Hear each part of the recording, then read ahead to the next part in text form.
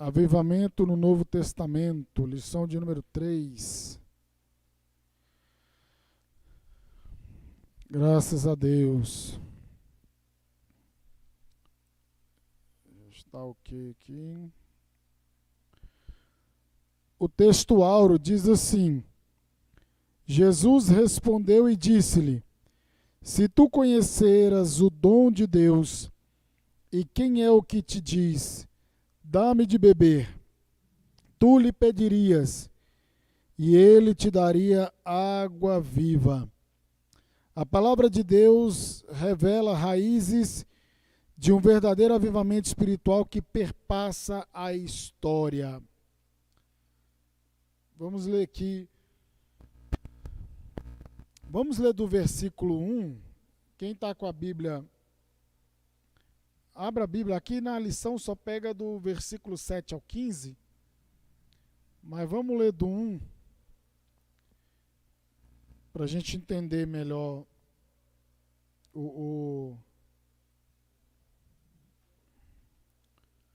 João, Evangelho de João, capítulo 4, verso de número 1.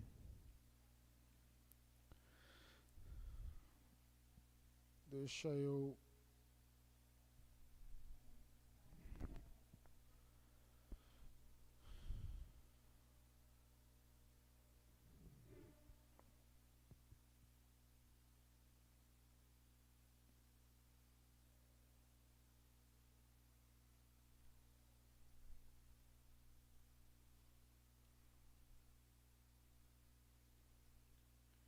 Peraí.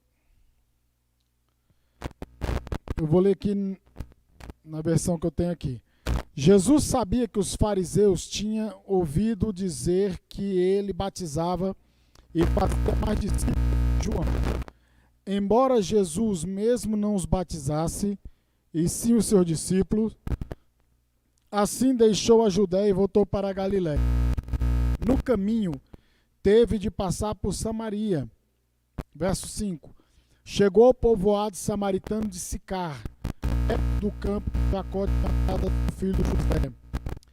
O poço de Jacó ficava ali, e Jesus, cansado da longa caminhada, pôs-se junto ao poço por volta do meio-dia. Pouco depois, uma mulher samaritana veio tirar água, e Jesus lhe disse: por favor, dê-me um pouco de água para beber. Naquele momento, seus discípulos tinham ido ao povoado comprar comida. 9. A mulher ficou surpresa, pois os judeus se recusam a ter qualquer contato com os samaritanos. Você é judeu, eu sou uma mulher samaritana, disse ela a Jesus. Como é que me pede água para beber? Jesus respondeu: se ao menos você soubesse que presente Deus tem para você e com quem está falando, você me pediria e eu lhe daria a vida. Mas você não tem balde e o poço é muito fundo, disse ela. De onde tiraria essa água viva? Mas você se considera mais importante que o passado Jacó, que nos deu poço. Como pode oferecer água melhor que esta que Jacó, seus filhos e seus animais bebiam? Jesus respondeu: quem bebe desta água logo terá sede outra vez. Mas quem bebe da água que ou ela se torna uma fonte que brota dentro da... Por favor, dê-me dessa água, disse a mulher. Assim eu nunca mais terei sede, nem precisarei vir aqui para tirar água. 16. Vá buscar seu marido, disse Jesus. Não tenho marido. Jesus disse: é verdade, você não tem. Pois teve 5 maridos e não é casada com o homem com quem vive agora. Certamente você disse a verdade. O Senhor deve ser profeta, disse a mulher. Só até aí. Amém? Olha só, essa palavra fala sobre a mulher samaritana, e aqui fala sobre avivamento no Novo Testamento.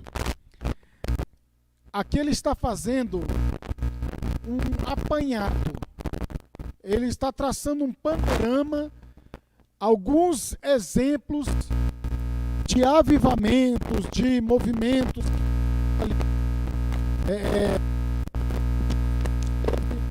terra, e também com os apóstolos, e a gente vai aqui.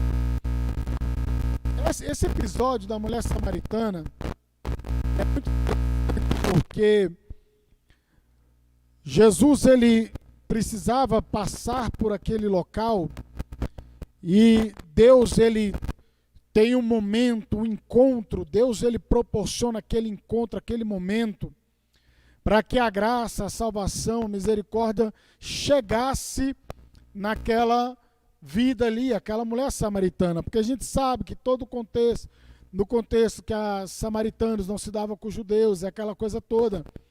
E como provavelmente essa mulher aqui era de uma conduta meio duvidosa, ela ia ao meio-dia pegar água, numa hora mais quente do dia. E aí a gente observa que Jesus fala para os discípulos irem comprar comida, irem para resolver uma situação, e agora ele traça um diálogo com aquela mulher. Aí a mulher acha que é mais um dia, rotineiro, acha que é mais um dia qualquer ali na sua rotina, e aí Jesus começa a conversar com ela. E ela fala, mas como é que sendo tu judeu tu fala comigo e me pede água, você não tem corda, aí você fala que vai me dar uma água que eu nunca mais vou ter sede, e você não tem corda, cadê tua corda, cadê teu balde? Onde que está esse negócio que você está falando, essa tal dessa água? E a mulher, ela está num plano terreno, discutindo coisas daqui. E aí já começa a tratar de coisas aqui com ela, de coisas espirituais, coisas que essa mulher não enxergava, coisas que essa mulher não tinha. E obviamente, por que ele está tratando de Jesus, mulher samaritana, e dos evangelhos sobre avivamento? Porque a gente sabe que o contexto religioso é um contexto de que as pessoas honravam a Cristo com os lábios, mas o coração estava distante, né? Honrava só da boca para fora, melhor dizendo. E aí, é um contexto espiritual, e a gente viu no Antigo Testamento que sempre pelas crises, contextos espirituais difíceis, imoralidades, Deus sempre proporcionava um grande avivamento. E Jesus vem na plenitude dos tempos, como diz o apóstolo Paulo, ele vem num momento como esse, em um contexto religioso difícil, um contexto político difícil, social também muito difícil. Então havia muita tensão ali na Judéia, na região, na época de Jesus Cristo. E Paulo ele diz que a raça humana estava caída e precisava da glória de Deus, da graça de Deus. O ser humano estava morto nos seus pecados. Jesus ele surge trazendo o quê? Libertação, trazendo vida. E agora Jesus ele vem trazendo que milagres, curas, libertações e perdão de pecado.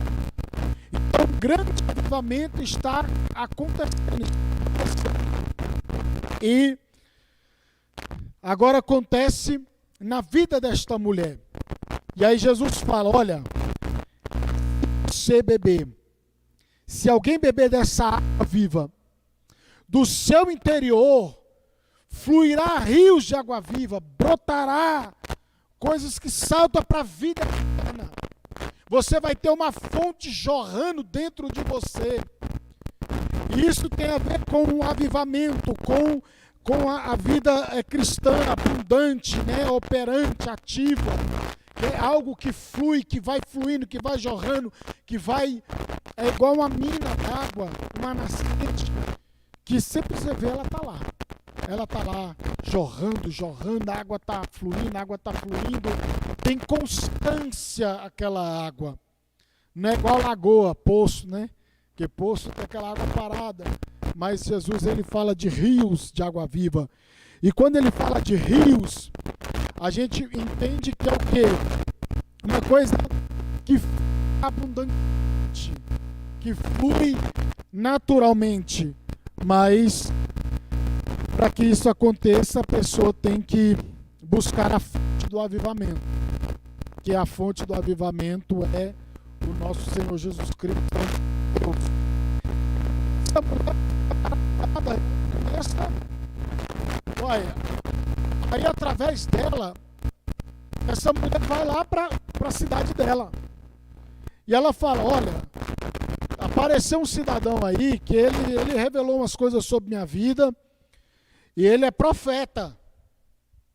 E aí através daquela mulher, ela evangeliza, ela fala do amor de Deus, ela fala do que aconteceu na vida dela e algo acontece ali, né, naquela região. E aí o autor dessa lição, ele começa essa lição com esse exemplo da mulher samaritana que experimentou algo. E é igual Jesus no Evangelho de João, acho que capítulo 7 também, se eu não me engano, ele está ali na festa, meio escondido, meio ali temeroso, que alguns queriam pegar Jesus. E de repente aí a festa, e Jesus estava vendo aquela cerimônia, toda aquela cerimônia acontecendo, e dizem os estudiosos que havia um ritual em que os levitas jogavam água. Tinha um ritual que jogava água, né, pequenas porções de água. E aí, de repente, Jesus, ele aparece no meio do nada e diz, quem tem sede, vem a mim, beba. Não foi assim que Jesus disse? Ele fala, aquela multidão, de repente, Jesus dá um grito e fala, quem tem sede, vem a mim, beba. Ou seja, vocês estão olhando para esse gotejar de água, para esse pouquinho de água, eu tenho algo abundante para dar para vocês.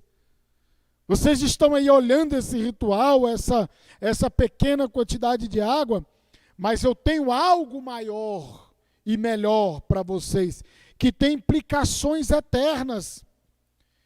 E o que eu acho interessante é isso, que é isso mesmo, João 7,37, no último dia, o grande dia da festa, levantou-se Jesus e exclamou, se alguém tem sede, venha a mim e beba. Quem crê em mim, como diz a Escritura, do seu interior fluirão rios de água viva.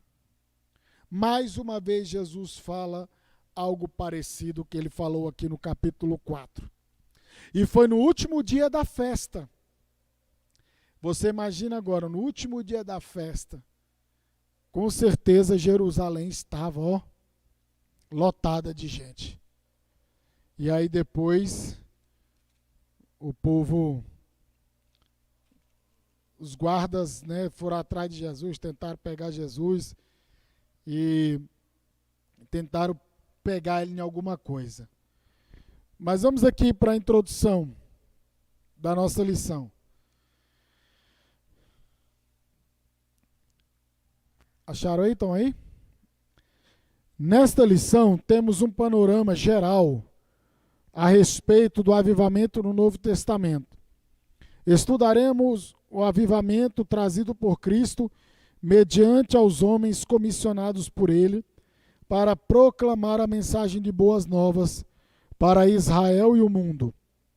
Desse modo, nosso Senhor trouxe a mais poderosa mensagem que os homens ouviram, a mensagem do reino de Deus.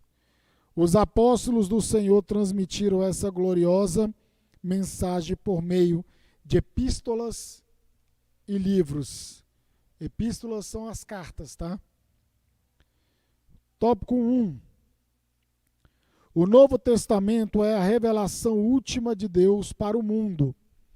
Abordamos primeiramente o avivamento em João, pois sua mensagem é a mais objetiva da parte de Cristo para uma missão gloriosa entre os homens.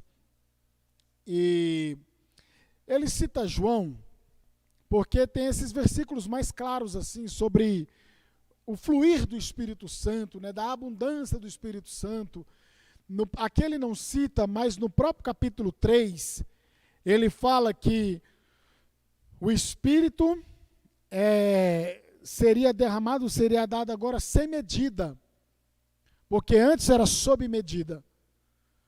Era para pessoas específicas, reis, profetas, sacerdotes, ou alguém específico que Deus separava para uma determinada tarefa, uma determinada missão.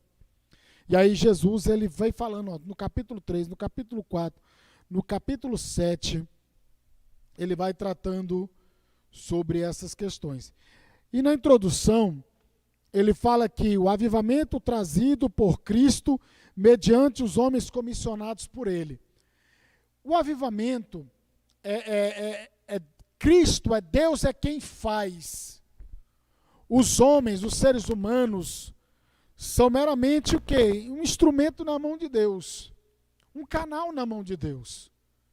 É o nosso Deus, é quem efetua. O presbítero Manel pregou domingo dizendo que, em Filipenses 2,13, que Deus é o que opera, que efetua tanto o querer como o realizar, né?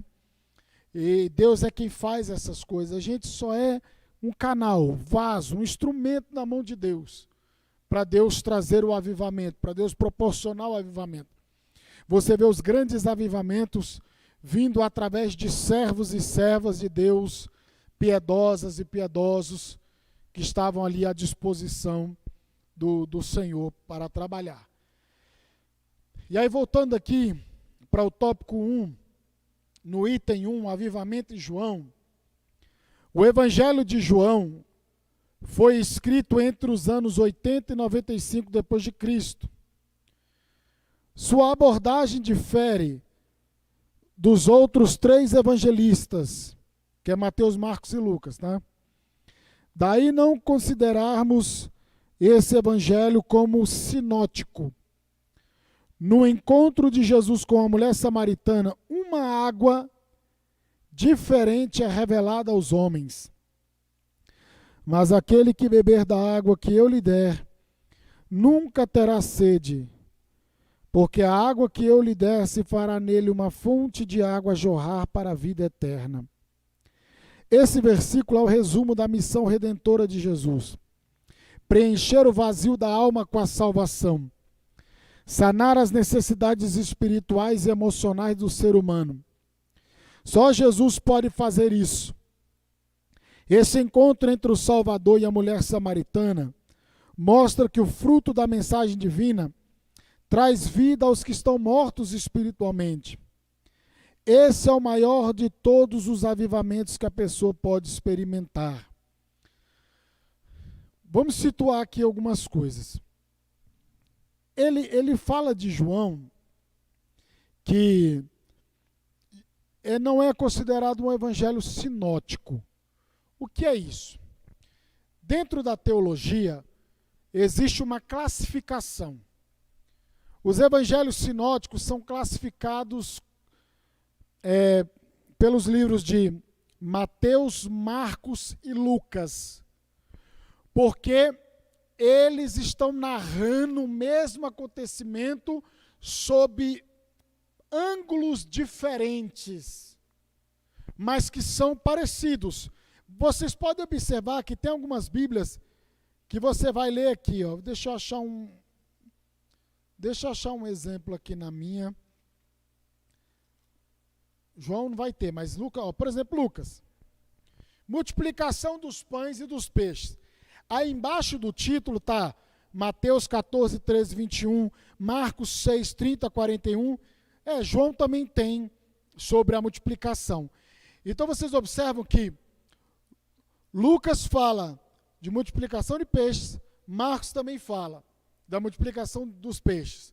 Muda alguma coisa muitíssimo pouco. Aí por isso que os 3 evangelhos sinóticos, Mateus, Marcos e Lucas, porque eles vêm pelo mesmo sim, né? Olho, ótica, mesma visão. E João é um escrito bem mais depois, bem mais posterior.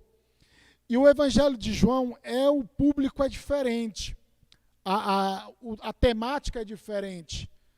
João ele está lidando com os gnósticos, pessoas que não acreditavam, uma heresia na época, uma filosofia ali, que não acreditava muito, não acreditava na divindade de Cristo.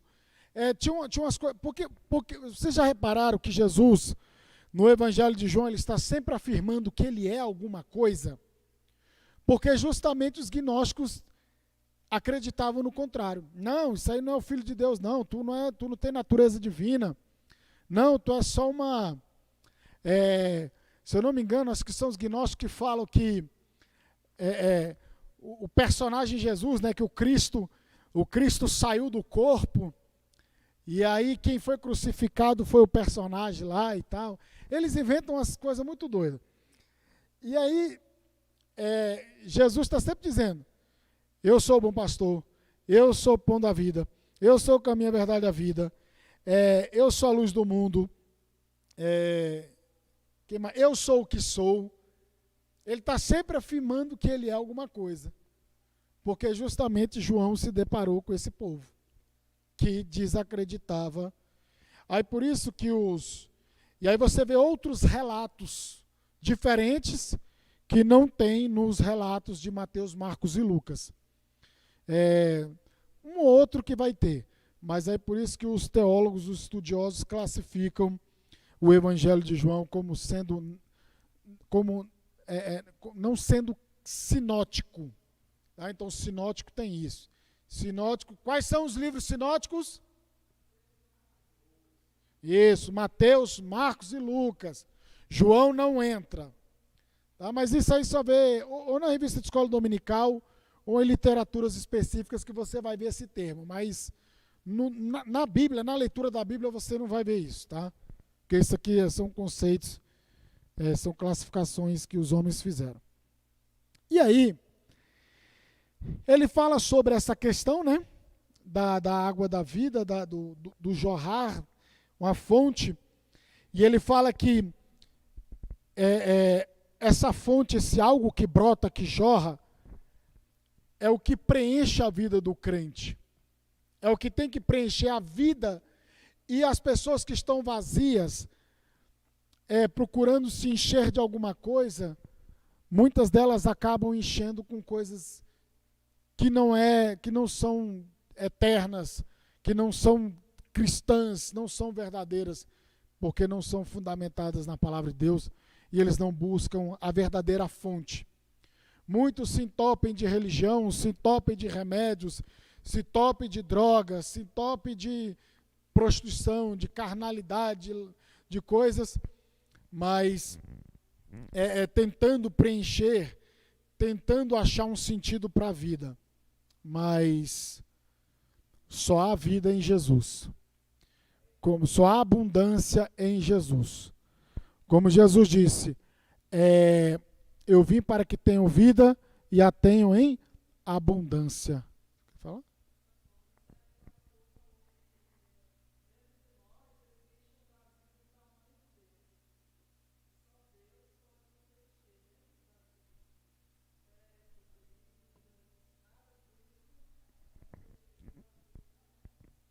Justamente, a gente costuma falar muito essa frase, né, como a irmã Márcia citou, que o vazio que a pessoa sente é o espaço suficiente para Deus preencher e trazer uma abundância. Você viu que Jesus ele trouxe, olha, se você experimentar, algo vai jorrar. E por que a gente não está jorrando na nossa vida?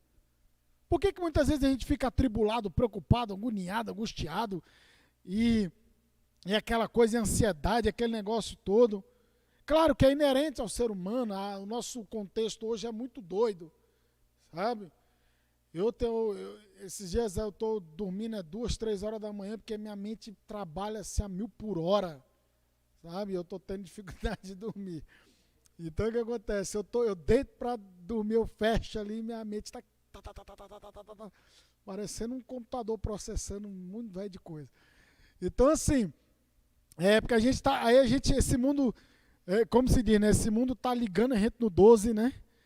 E aí a gente muitas vezes não para atentar, né? É igual ontem, a gente estava doido, ansioso para sair o resultado de uma coisa, mas graças a Deus, Deus teve misericórdia que veio outro resultado bom do outro lado. Aí conseguiu, porque ia sair o resultado de uma prova ontem, aí a banca jogou para o dia 27, mas aí eu recebi o WhatsApp, a lista de convocação, aí eu falei, glória a Deus.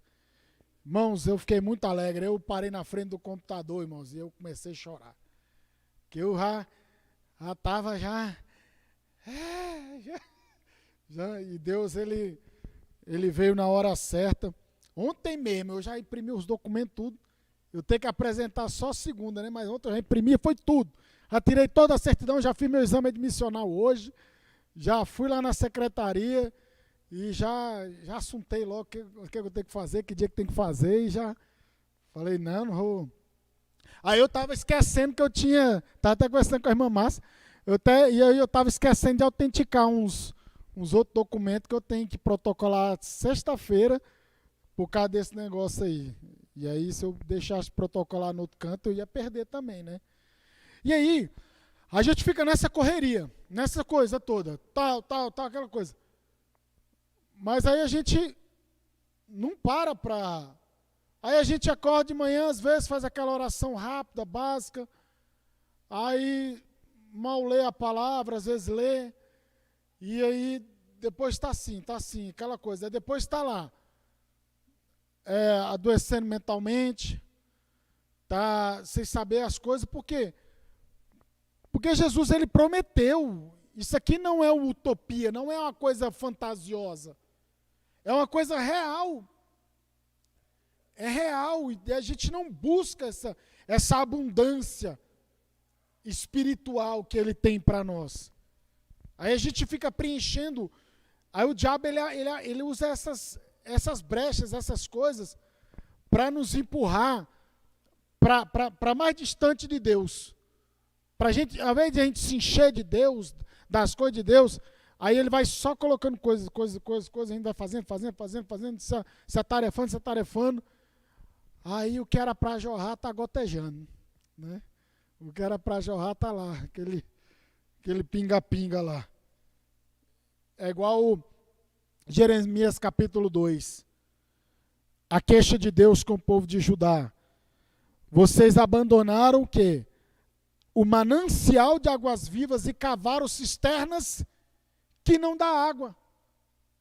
E quem já cavou cisterna e não acha água, sabe o tanto que isso é ruim.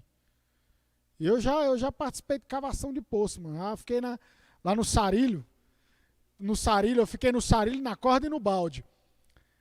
Teve uma hora que deu uma cara branca assim, aí o irmão, não cai dentro da cisterna não, pelo amor de Deus. Eu tava lá, eu puxando o sarilho e tirando o barro. Aí teve uma hora que começou a dar um revestrez ali, irmão. E aí quase que eu caio lá. E aí a gente fica, e aí, achou? E aí, merejou? Tá merejando? Achou? Não, você vai. Por quê? Você vai até onde você sabe que vai jorrar e brotar. Vamos lá. 2, o avivamento de Mateus, quem pode ler?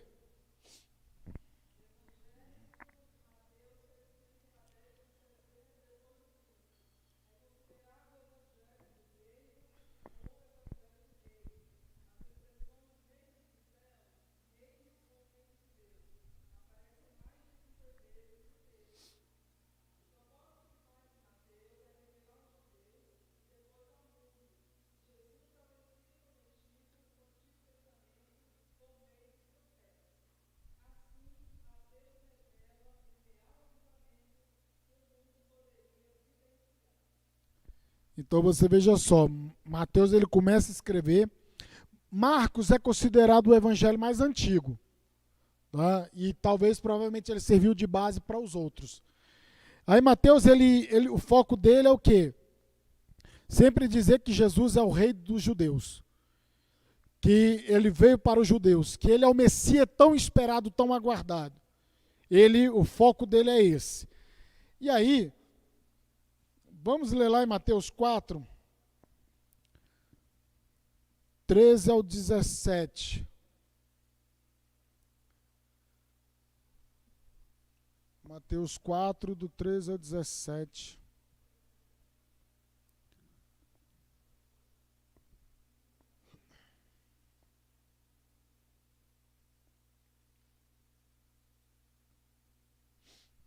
Saindo de Nazaré, mudou-se para Cafarnaum, junto ao mar da Galileia, na região de Zebulon e Naftali.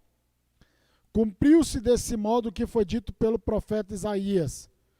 Na terra de Zebulon e Naftali, junto ao mar, além do rio Jordão, na Galileia, onde vivem tantos gentios, o que o povo vivia na escuridão, o povo que vivia na escuridão viu uma grande luz, e sobre os que viviam na terra, onde a morte lança sua sombra, uma luz brilhou. A partir de então, Jesus começou a anunciar a sua mensagem: arrependam-se, pois o reino dos céus está próximo.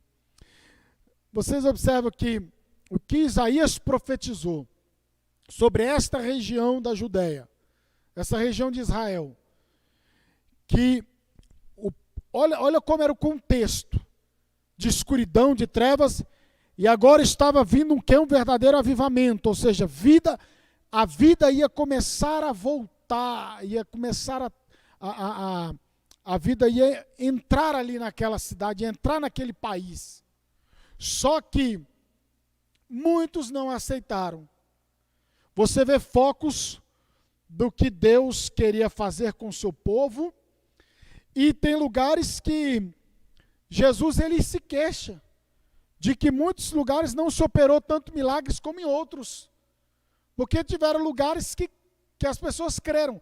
E, se eu não me engano, tiveram lugares da região, se não me falha a memória, da região de Decápolis, das regiões gentílicas, que houve mais milagre nelas do que no meio do povo de Deus, do que no próprio povo de Deus. E Jesus ele se queixa disso. E aí, os evangelistas estão relatando e mostrando para nós o que estava acontecendo, o que poderia ter acontecido mais se o povo não tivesse sido incrédulo.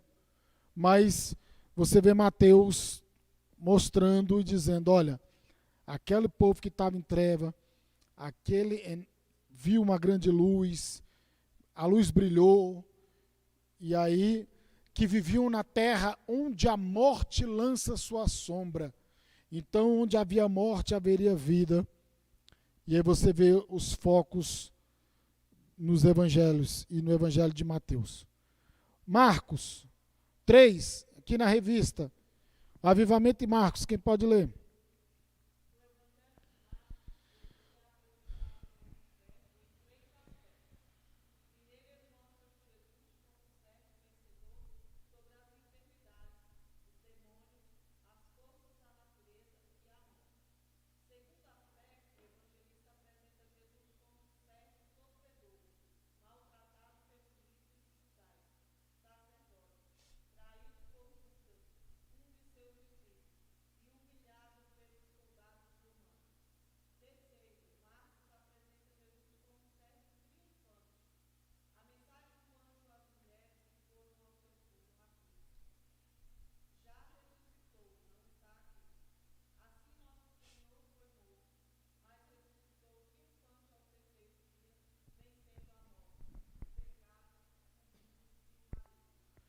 Você vê que o evangelho de Marcos, eles dizem que é o evangelho de Pedro, mas quem escreveu foi Marcos. Provavelmente isso aqui é Pedro, o autor, mas o escritor é Marcos. Que era muito comum ter os amanuenses, aqueles que escreviam, ditava e a pessoa escrevia. E aí os estudiosos atribuem a Marcos, mas na verdade seria de autoria de Pedro, escrito por Marco. E aí o que acontece? Você vê um Jesus aqui, como servo sofredor, agindo, Mateus, Jesus como Messias, como rei dos judeus. Agora em Marcos, o servo sofredor, aquele que está servindo, aquele que está trabalhando, aquele que está agindo para lá e para cá, andando, você vê assim, imediatamente, e saindo, e foram não sei para onde. Você vê isso muito claro no Evangelho de Marcos. Jesus trabalhando, Jesus atuando, Jesus em constante movimento, Jesus fazendo alguma coisa. E assim, o avivamento, ele produz o quê? Ele produz serviço, ele produz trabalho, ele produz dinamismo, ele produz, faz com que a pessoa esteja em constante movimento, agindo, trabalhando em prol do reino de Deus. E aí você vê Marcos, ele traz essas características. O avivamento em Lucas 4. O evangelho de Lucas, o médico amado, é considerado o evangelho do Filho do Homem pelos estudiosos. Nenhum outro evangelista retrata tão bem a humanidade de Jesus. Lucas registra o nascimento singular do Salvador, bem como a mensagem dos anjos aos pastores. Um novo tempo que chegava para Israel e o mundo. Era o avivamento enviado dos céus. Quem falou muito sobre o Filho do Homem na Bíblia Sagrada? Me diga aí. Além de Lucas.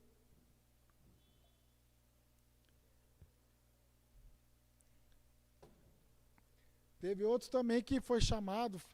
Você vê muita expressão Filho do Homem.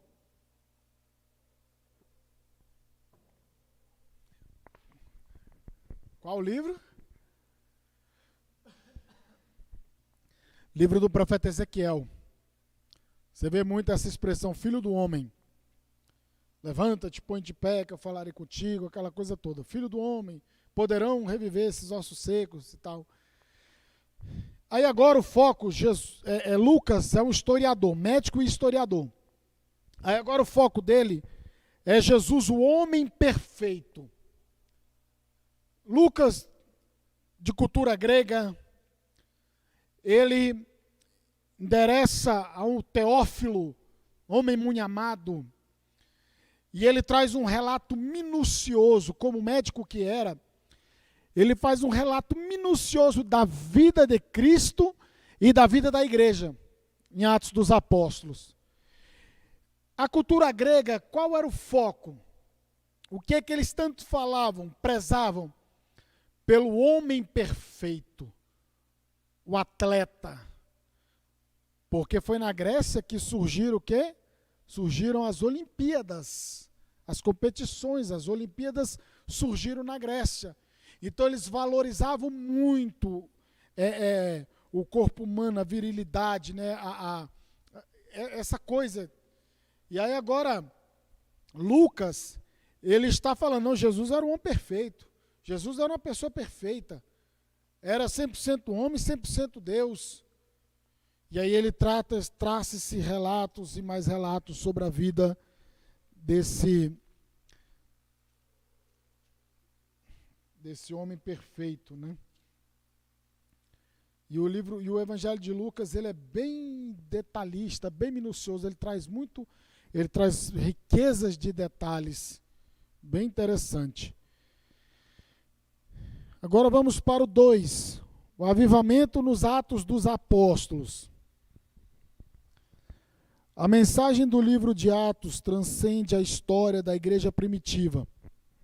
Ela mostra que o Evangelho ultrapassou as fronteiras de Israel, chegando aos gentios de maneira impactante e avivada. Então começa com Jesus Cristo. E aí vai. A coisa vai tomando proporções, vai crescendo, vai crescendo, vai crescendo. 1. O avivamento na igreja primitiva. No primeiro capítulo de Atos, o evangelista registra as palavras de Jesus quando nosso Senhor disse aos apóstolos em sua despedida: vós sereis batizados com o Espírito Santo, não muito depois destes dias. O cumprimento dessa promessa na vida da igreja seria o maior avivamento ocorrido na história. E aí, Jesus ele faz essa promessa. Lá em Lucas 24, 49, se eu não me falha a memória, fala: fiquem na cidade para que do alto sejais revestidos de poder. O Evangelho de João, capítulo 20, verso 22, ele diz assim: enchei-vos do Espírito. Então eles recebem o Espírito Santo. O Espírito de Deus passa a habitar na vida deles. Mas agora, o batismo, o revestimento de poder, seria uma outra experiência além da salvação. Porque o crente, a pessoa, quando ela se arrepende dos seus pecados, e ela crê e se converte, ocorre o quê? A regeneração, e ela recebe o Espírito Santo. Ou seja, o Espírito de Deus passa a morar dentro dela. Mas agora ela tem que fazer o quê? Ela tem que buscar o revestimento de poder. Essa capacitação, esse avivamento, esse poder para poder fazer. É basicamente isso. E aí você vê que a igreja, ela rompe quando ela recebe o poder de Deus. Quando Jesus morre, lá no Evangelho de João, capítulo 20 ainda, ou é 20 ou é 19, deixa eu ver aqui.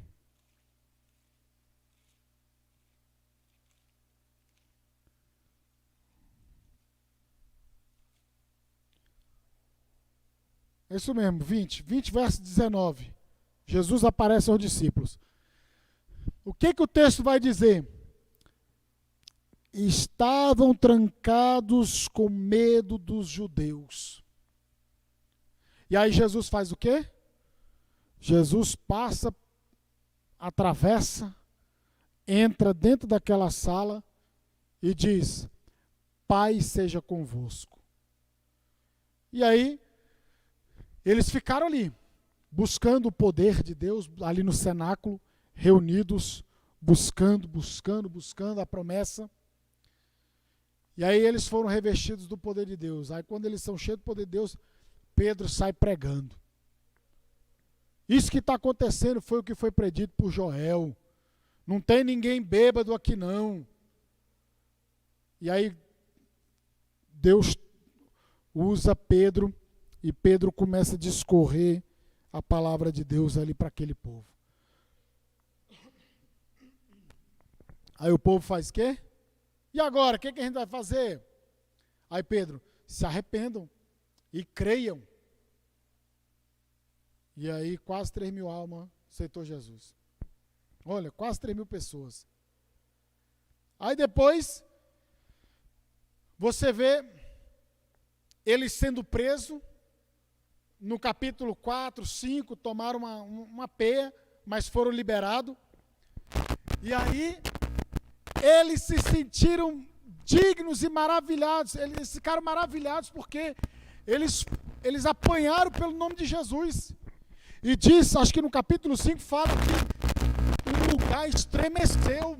Ou seja, novamente eles experimentaram um poder de Deus ali no meio deles. E aí você vê o quê? A igreja, Samaria, e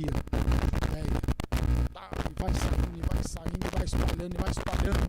Aí de repente, Paulo se converte, aí agora ele começa a ir pelas cidades da Grécia ali, vai andando, e pregando o evangelho e colocando cidades. A gente já até está falando de Paulo aqui, né? E vai colocando cidades assim de perna para o mar. Por causa, você vê que precisa de muitos. mas precisa de que esse alguém contagia o outro. E a pessoa também tem que deixar ser contagiada, né? Porque tem aqueles que gostam de ser contagiados. Tem hora que você está assim. Quem já foi aqui no congresso da UMADEB? Eu já fui no congresso da UMADEB, já fui, né? E o congresso da UMADEB foi o e eu tava lá sentado. Aí eu mas eu quero. E o povo assim, né? Tudo dormindo espantado. E em vez de entrar no mistério também, dar um glória a Deus também, ver o irmão se alegrando. Aí tem muitos que olham para trás e acham que era comum. Aí olha e acha estranho aquele negócio, né? Aí fiquei olhando aquele negócio, o irmãozinho de Deus mesmo. Glória a Deus. Alguns, né? A que ponto tem a coisa chega, né? Então, a gente tem que Pedro, Paulo, João, Paulo foi contagiando um, outro, e aquela coisa toda foi crescendo, e a igreja chegou hoje nos 4 cantos da terra. Claro que ainda tem povos não alcançados, mas pelo que é no Evangelho, pelo que é hoje, algo grandioso aconteceu, está acontecendo. Que isso aconteça, buscar esse revestimento de poder, porque a gente só avança, a gente só suporta, a gente só alcança ele se tiver cheio da presença de Deus nas nossas vidas. E ser cheio da presença de Deus não significa que você tem que ficar falando línguas e não, tá? Você tem que estar, só é cheio porque falou em línguas. Não é assim também. Tem pessoas que são cheias de Deus e não fica falando em línguas. Ou às vezes falou só quando foi batizado, depois nunca mais falou. Mas é cheio de Deus. E você vê pela característica, pelo conduto, pelo... A batismo do Espírito Santo, 2. O batismo do Espírito Santo, registrado em Atos 2, é o cumprimento da promessa feita em 835 a.C., lá com Joel, capítulo 12, 28 a 29. Esse evento trouxe um avivamento espiritual no nascimento da igreja. Antes da chegada do Espírito Santo, nosso Senhor reuniu os discípulos e grande comissão. Dias depois receberam a promessa. O Espírito Santo comissão para pregar esse que vem do alto. E é isso, o fervor, a constância, aquele desejo de estar ali fazendo, de estar ali buscando a Deus, de ter algo para Deus. O interessante é que eles recebem a comissão, recebem o que deveriam fazer, mas só fazem depois que recebem esse revestimento de poder. Fora disso, eles ainda... Porque Jesus sabia que o que eles enfrentariam era algo muito sério, era algo muito terrível. Mas, e aí Jesus deixou o seu Espírito Santo. 3. O avivamento nas epístolas e no Apocalipse. Nas epístolas paulinas, após a sua dramática conversão, o apóstolo Paulo passou por uma radical transformação de vida. De perseguidor, Deus o transformou em pregador e apóstolo e doutor dos gentios. Não por acaso, ele escreveu 13 cartas entre igrejas e pessoas. Em suas epístolas, destinadas às igrejas, podemos destacar temas como justificação pela fé em Romanos, salvação em 1 e 2 Coríntios, transformação do corpo por ocasião da volta de Jesus, advento da alegria dos salvos em Filipenses 4:4, todavia e especialmente vale destacar o apelo do apóstolo aos Efésios. Mas enchei-vos do Espírito. Esse apelo continua a ecoar atualmente. Olha, você vê, um homem escreve 13 cartas e ele traz essa série de temas que muitos outros não trouxeram. Destrinchou muitos assuntos que outros a eles não foram dado essa responsabilidade. E Paulo, olha como é interessante, Deus já sabendo e conhecendo a nossa estrutura, usou Paulo dizendo, enchei-vos do Espírito Santo, renove o vosso entendimento. Romanos 12 fala, sede fervorosos no Espírito. 1 Tessalonicenses 5 fala para não apagar, extinguir o Espírito Santo de Deus. Você vê ele sempre trazendo essa alerta que pode ser apagado, pode apagar. E a igreja ela não pode deixar isso apagar, esse fervor se apagar. Porque se esse fervor se apagar, a igreja não consegue cumprir o seu ofício, o seu papel, e o evangelho não é proclamado. E vidas não experimentam o que nós experimentamos. Ou uma vez e através das experiências que a gente tem com Deus. E aí ele sempre traz essa alerta de renovação, de busca. 2. Nas epístolas gerais ou universais. As epístolas, que não é de Paulo, tá? Aos universais ou gerais, aí tem Hebreus, tem Tiago, tem 1ª e 2ª de Pedro, 1ª e 2ª de João, tem Tito, não, Tito foi de Paulo, Tito e Filemão foi de Paulo, Tito e Filemão é Paulo. Por isso que são chamadas de epístolas gerais ou universais. As epístolas universais apresentam 8 documentos, ou 8 cartas, né? Aparentemente sem perspectivas avivalistas, elas revelam princípios que dão suporte à verdadeira vida cristã. Essas epístolas revelam a supremacia de Cristo em todas as esferas da vida, o valor da fé e da salvação, acompanhadas de boas obras, valor da santificação e do amor de Deus derramado nos corações dos salvos. Esses princípios apontam para uma vida cristã avivada. Essas epístolas gerais, elas não lidam com temas como a de Paulo. Fala de buscar o Espírito Santo, de se encher, de renovar, ou nos evangelhos. Elas podem fazer uma menção, mas ela trata esse tema da vida cristã, que é um reflexo, né, de uma vida cristã avivada, ou seja, a santificação, a boa conduta, o bom trato, as boas obras, tudo reflexo de uma vida fervorosa. E aí eles tratam, então você pode ver o avivamento por esse lado, que eles tratam muito sobre a conduta do cristão, como ele deveria ser, como deveria se comportar, como deveria fazer, se santificar, como deveria se comportar com os irmãos, e como era a verdadeira religião que Tiago fala.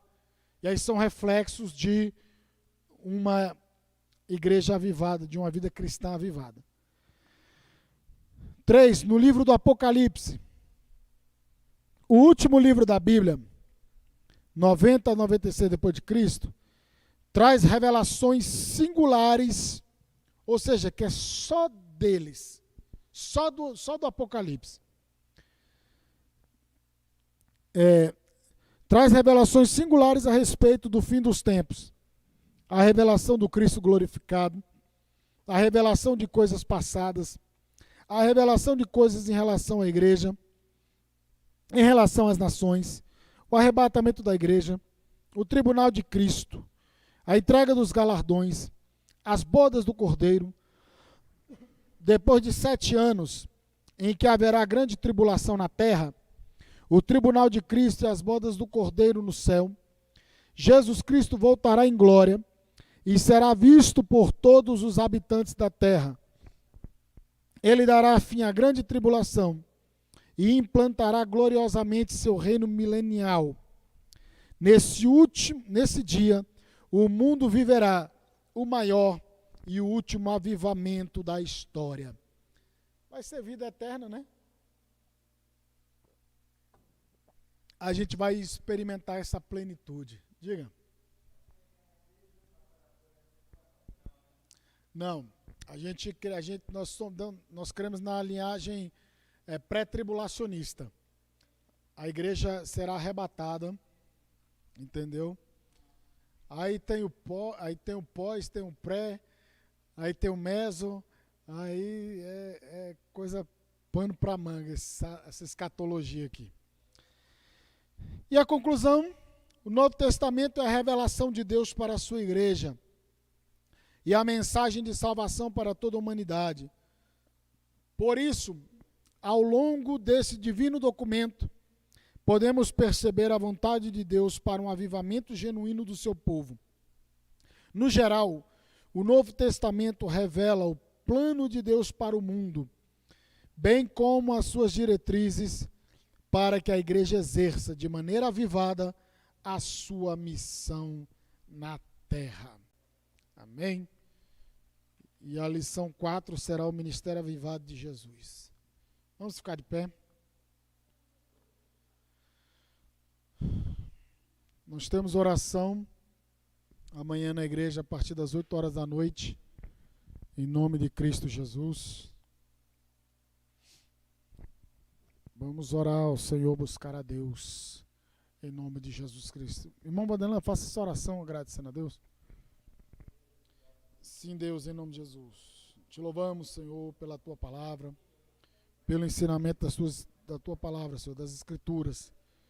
Que o Senhor continue abençoando e ajuda-nos, ó Deus, para que essa chama não se apague, para que o fogo venha arder continuamente sobre o altar e nunca venha se apagar. Deus, ajuda-nos, Senhor, em nome de Jesus. Amém. Estenda as suas mãos. Que a graça de nosso Senhor Jesus Cristo, o amor de Deus nosso Pai, a comunhão e a consolação do Espírito Santo seja com todos digam amém. Está encerrado em nome de Jesus.